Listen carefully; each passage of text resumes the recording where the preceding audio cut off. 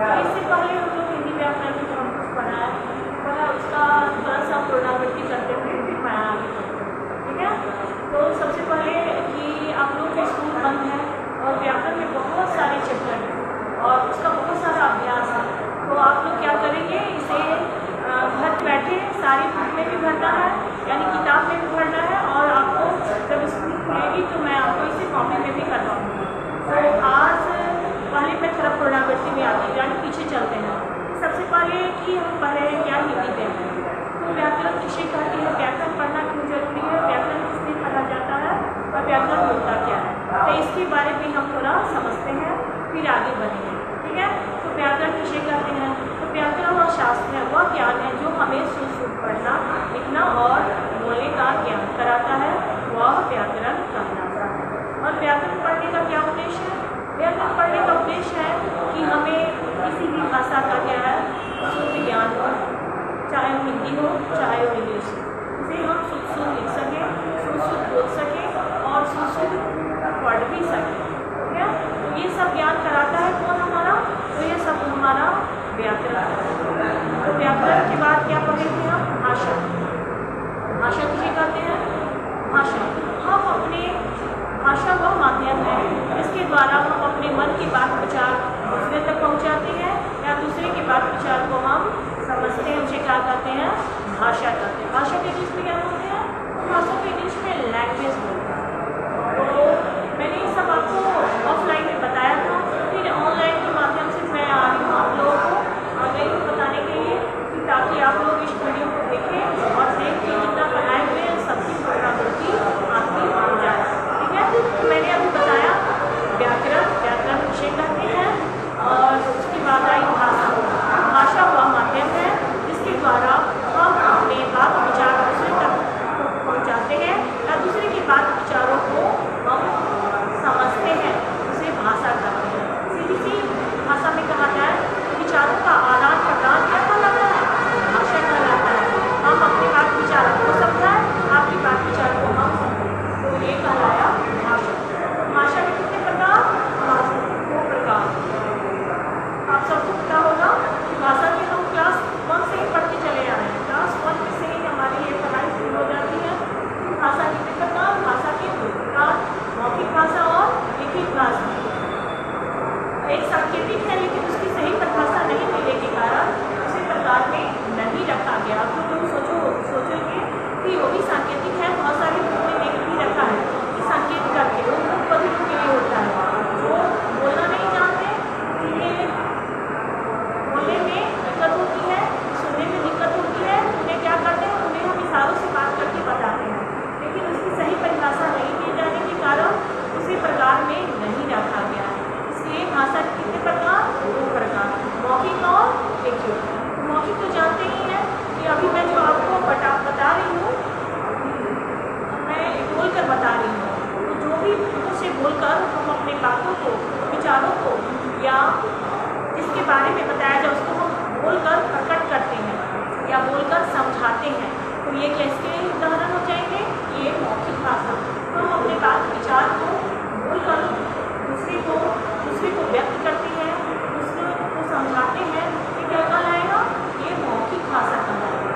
मौखिक भाषा और लिखित भाषा मैं अभी बोल पा रही हूँ कि कुछ आपका CW के अभी मैंने लिखा सरनाम, जो लिखते हैं तो लिखने का काम कितना हो जाएगा, सारा जो हमारे द्वारा लिखा जा रहा है हम लिख रहे हैं, जो भी कुछ लिखे, कविता लिखे, कहानी लिखे,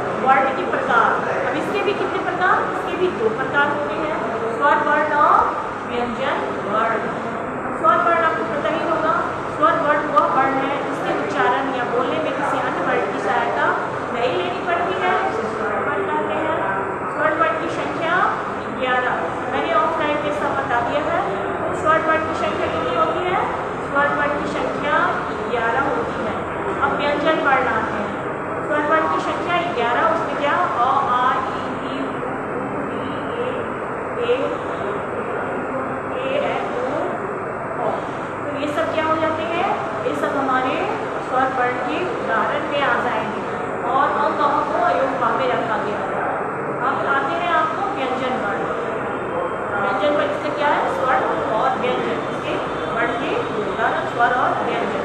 तो बहुत सारे बच्चे को मैंने एग्जाम में देखा कि भाषा की परिभाषा पूछी जाती है तो वो लोग वर्ण के लिख देते हैं, और जब वर्ण की परिभाषा लिखे और उनके कितने प्रकार होते हैं लिखे तो वो लोग क्या भाषा के लिख देते हैं। तो ये लोग क्या है कि ठीक से समझ नहीं पाते हैं कि भाषा में वर्ण और वर्ण में भाषा, प्रकार दोनों दो ही है, दोनों के दो ही प्रकार हैं, लेकिन हम गलत लिखेंगे तो हमारा मार्क्स सारा खत्म कट जाएगा। इसलिए हम कोशिश करें कि हम गलत न लिखें, ठीक है। तो अभी आ रही हूँ मैं कितने वर्ण के प्रकार में कि वर्ण के दो प्रकार, स्वर वर्ण और व्यंजन वर्ण। स्वर वर्ण की संख्या 11। अब आते हैं व्यंजन वर्ण। व्यंजन वर्ण की संख्या होती है 33। अब व्यंजन वर्ण होता क्या है? तो मैंने सबको बताया कि व्यंजन वर्ण वह वर्ण है जो बिना स्वर की सहायता से बोला ही न जाए, यानी जितने भी व्यंजन होते हैं सबको बोलने के लिए, सबको उच्चारण करने के लिए या किसकी सहायता लेनी पड़ती है? हमें स्वर वर्ण की सहायता।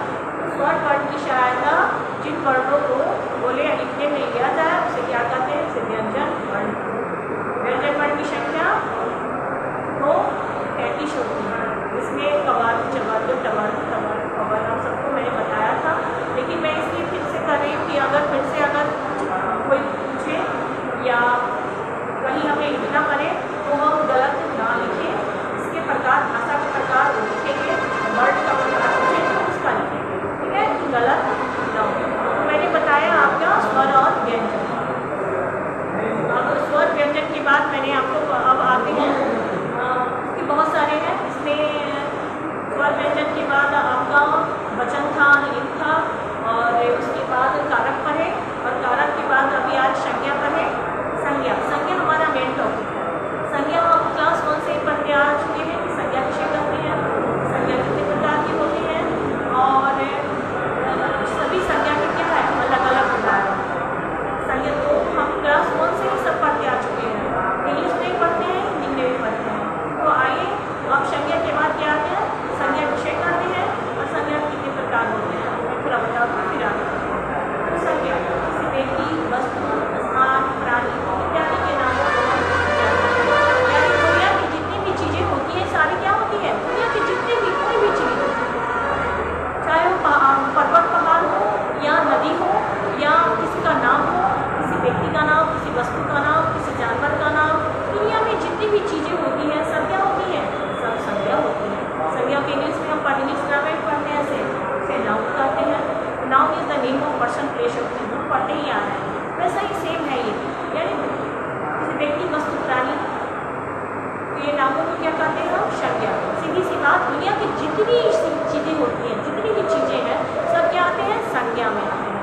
तो किसी किसी बुक में क्या कर दिया गया है? संज्ञा के 3 प्रकार बताए गए हैं, और किसी किसी बुक में जो आपको पढ़ना है उसमें 5 प्रकार है। तो पढ़ते आ रहे हैं व्यक्तिवाचक, जातिवाचक, भाववाचक, द्रव्यवाचक और समूहवाचक और द्रव्यवाचक। कैसे? तो संज्ञा के 5 भेद: व्यक्ति, जाति, भाव, समूह और द्रव्य। ये क्या कहलाए? ये संज्ञा के भेद।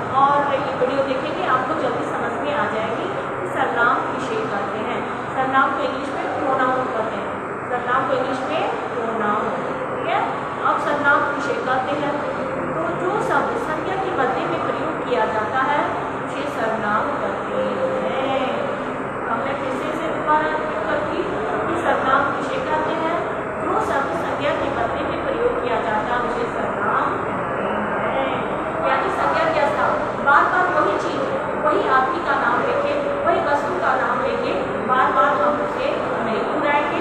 उसे क्या करेंगे, उसकी जगह पर एक बार मैंने लिख दिया पटना के बारे में, मैंने एक बार पटना लिख दिया, उसके बारे में क्या करेंगे, उसको पटना को हटा के सर्वनाम शब्द का प्रयोग करेंगे। तो किसी व्यक्ति का अगर राम का बार बार नाम ना लेके, मोहन का बार बार नाम ना लेके, उसके बदले में हम क्या करेंगे, उसे या उसके लिए हम प्रयोग करेंगे। तो आइए पहले एक वीडियो पे मैंने लिखा है कि आप वीडियो के माध्यम से पाठ्यक्रम में सर्वनाम विषय करते हैं। संज्ञा के बदले किन शब्दों का प्रयोग किया जाता है, वे सर्वनाम करते हैं। तो आप लोग वीडियो अच्छे से देखिएगा। अब सर्वनाम का क्या अर्थ हो, सर्वनाम का से अर्थ होता है संज्ञा के स्थान पर, मैंने संज्ञा को बताया कि संज्ञा को हटा एक बार प्रयोग के वक्त में, जैसे निबंध लिखे तो निबंध बना किनारे करोगे, बार बार किनारे का प्रयोग न कर करके हम क्या करेंगे, उसके स्थान पर प्रयोग करेंगे। क्या कराएगा, संज्ञा के स्थान पर वो सर्वनाम कराएगा। यानी बार बार एक चीज को हम ना लेकर उसके बदले में हम किसके प्रयोग करेंगे, वो सब क्या कराएगा, ये सब सर्वनाम कराएगा। और है इसकी ताकत, तो ये समझते होंगे कि संज्ञा किसे कहते हैं। संज्ञा किसी संज्ञा के बाद आया सर्वनाम किसे कहते हैं। तो ये संज्ञा के बदले किन शब्दों का प्रयोग किया जाता है, वे सर्वनाम करते हैं। सर्वनाम का अर्थ होता है, सर्वनाम का अर्थ है संज्ञा के स्थान पर, संज्ञा के स्थान पर जिन शब्दों का प्रयोग हो तो इसके जैसे या उदाहरण, जैसे उदाहरण दोनों एक ही होता है। तो जैसे मैं, तुम, आप, वह, हमारा, तुम्हारा, इनका और इसलिए, क्योंकि, क्या इत्यादि, ये सब क्या आते हैं, ये सब सर्वनाम के उदाहरण में आते हैं या जैसे में आते हैं। उदाहरण और जैसे दोनों सेम होता है।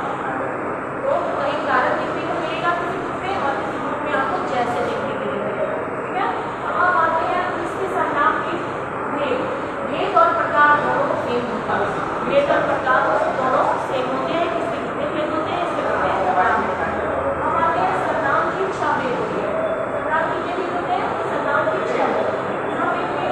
पुरुषवाचक सर्वनाम पहला क्या आता है, पुरुषवाचक सर्वनाम। पुरुषवाचक सर्वनाम क्या होता है, वो आपने बताया। फिर है नीचवाचक सर्वनाम। तीसरा विनिर्वाचक सर्वनाम। तीसरा निश्चयवाचक सर्वनाम। चौथा अनिश्चयवाचक सर्वनाम।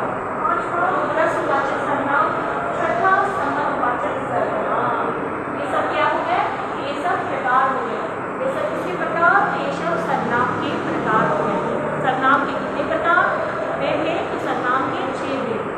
6 भेदों में मैंने बताया कि पुरुषवाचक, जैसे किसी स्त्री या जाति या पुरुष जाति का प्रयोग कराए, इसके बारे में क्या करा, उसके बारे में बताए, तो क्या होगा वो पुरुषवाचक। नीचवाचक, नीच यानी स्वयं, नीच यानी स्वयं अपने बारे में करना, अपने बारे में जो बात कही जाए उसे क्या होता है, वो क्या कराएगा, वो नीचवाचक सर्वनाम। निश्चय, किसी काम का निश्चय कि वो काम हो गया होगा, निश्चित उस व्यक्ति, वस्तु या स्थान के बारे में जो भी बताया जाता है कि यह काम निश्चय ही हो गया होगा, तो वो जाना क्या होगा, वो जाना निश्चयवाचक होगी सर्वनाम।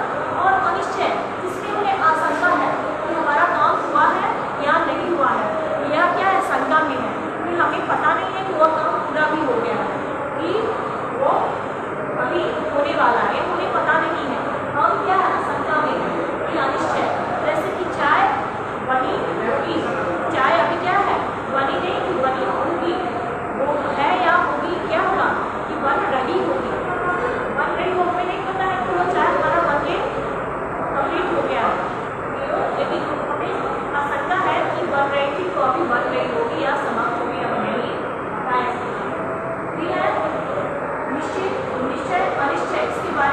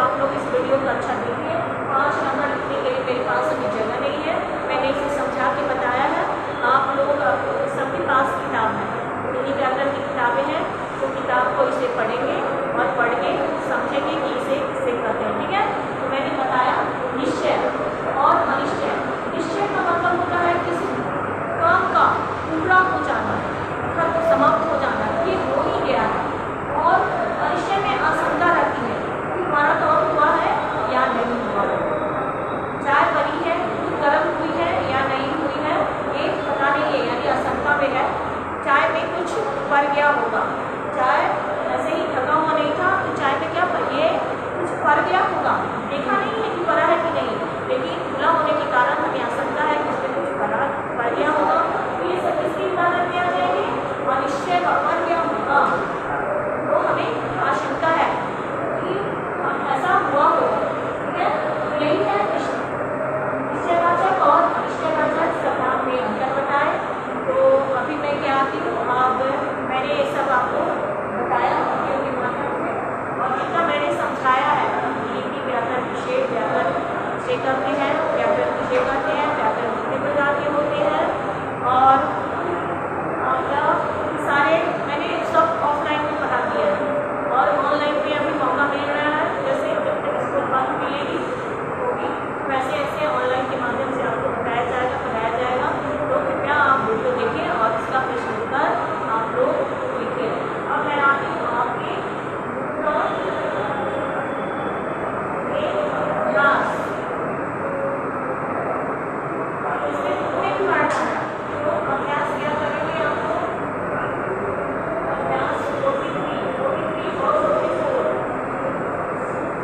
अभी हमने क्या पढ़ा, तो हमने पढ़ा सर्वनाम, यानी सर्वनाम पार्ट 13 में है आपका सर्वनाम। ये तो हमारा कंप्लीट हो चुका है कितना, और इसमें 2-3 उदाहरण रहते हैं, तो मैं अगले वीडियो में फिर इसको भी समाप्त कर दूँगी। फिर अब आते हैं हम CW में क्या पढ़े, CW में हम पढ़े हैं सर्वनाम, और क्या है